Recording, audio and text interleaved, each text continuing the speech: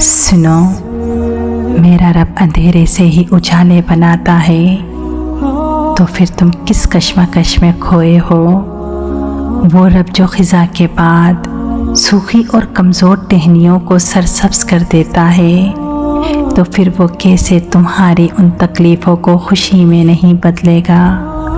अगर तवक्कल करना है तो फिर उस शजर से सीखो जो अपनी शाख पे उन पत्तों को हरा भरा करता है और फिर चंद ही लम्हों में उन पत्तों का ज़मीं पर मुरझाकर गिर जाना देखता है। जानते हो, वो शजर फिर भी मायूस नहीं होता, बल्कि वो इंतज़ार करता है नए पत्तों के आने का।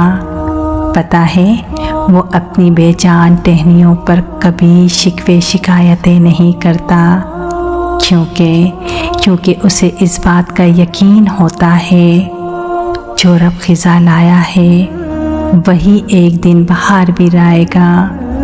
फिर रफ्ता रफ्ता वो शजर हरा भरा होने लगता है।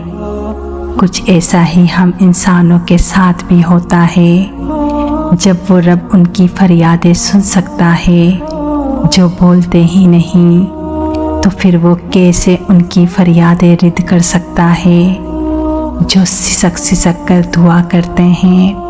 जो फूलों में महक बढ़ सकता है, तो वो रब तुम्हारी ज़िंदगी में भी खुशियाँ ला सकता है।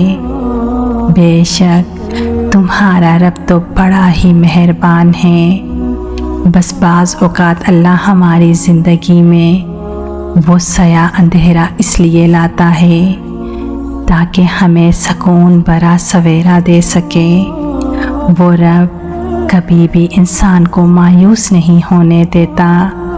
अगर वो रब उम्मीद का एक दरवाज़ा बंद कर देता है ना, तो उसके बदले 10 दरवाज़े खोल भी देता है।